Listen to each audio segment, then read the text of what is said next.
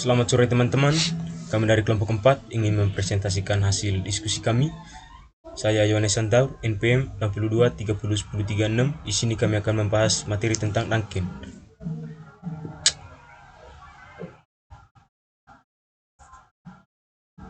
Uji Duncan adalah uji lanjutan untuk mengetahui nilai tengah mana saja yang sama dan nilai tengah mana saja yang tidak sama ketika pengujian kehomogenan. Beberapa nilai tengah memberikan hasil menolak hipotesis nol dan menerima hipotesis alternatif. Langkah-langkah uji Duncan untuk rancangan acak kelompok. Yang pertama, urutkan nilai tengah berdasarkan yang terbesar hingga yang terkecil atau sebaliknya. Yang kedua, bandingkan nilai tengah yang berdekatan dari ujung atau boleh dari ujung kiri maupun ujung kanan. Yang ketiga, hitung rentangan tersudenkan nyata terkecil atau nilai signifikansi yang dilambangkan dengan RP, di mana RP R kali PF S YI untuk P 2 3 alfa atau banyaknya treatment. F derajat bebas error. B banyaknya blok. SYI sama dengan akar dari MSE per B. R X PF dapat dilihat dari tabel Duncan.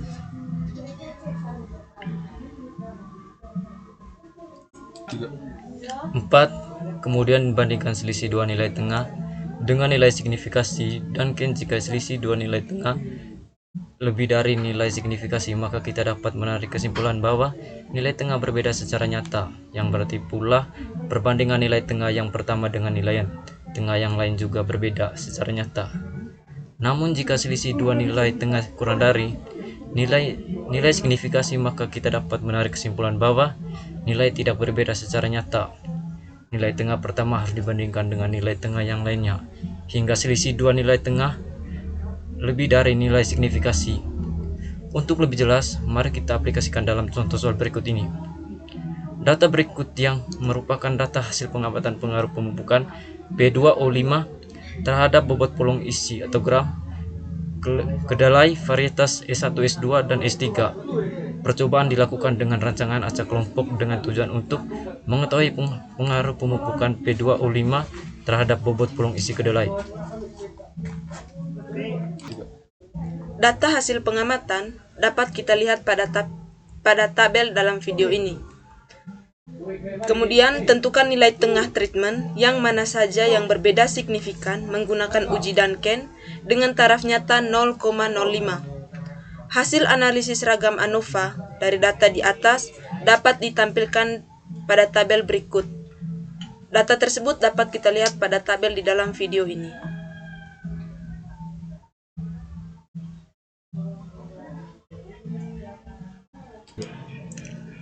Hasil F hitung treatment menunjukkan bahwa H0 ditolak dan menerima hipotesis alternatif, yang berarti paling tidak ada satu pasangan nilai tengah yang tidak sama atau berbeda signifikan.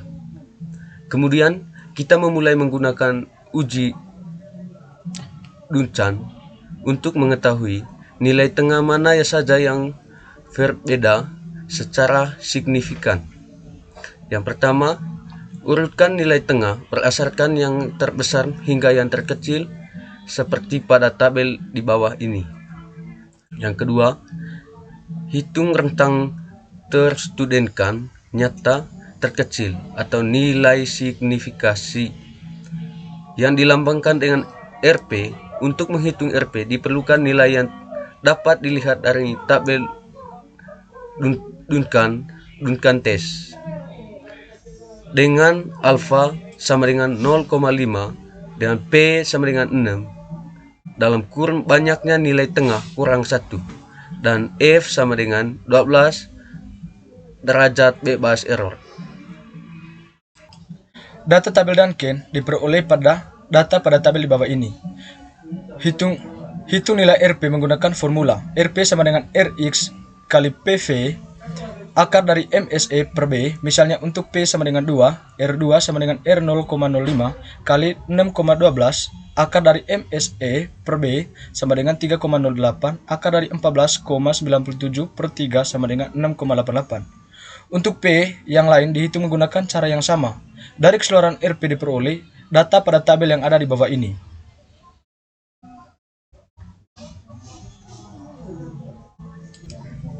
Dalam contoh ini, kita bandingkan nilai tengah yang telah diurutkan dari sebelah kiri.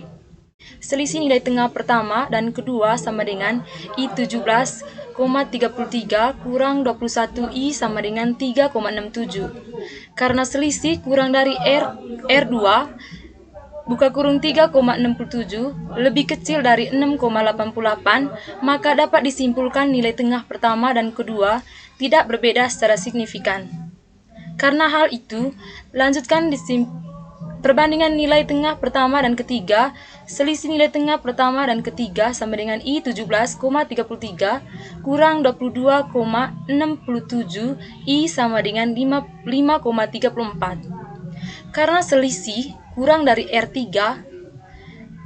buka kurung 5,34 kurang dari 7,22, maka dapat disimpulkan nilai tengah pertama dan ketiga tidak berbeda secara signifikan.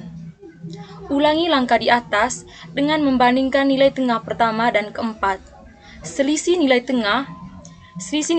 tengah pertama dan keempat sama dengan I17,33 kurang 26I sama dengan 8,67.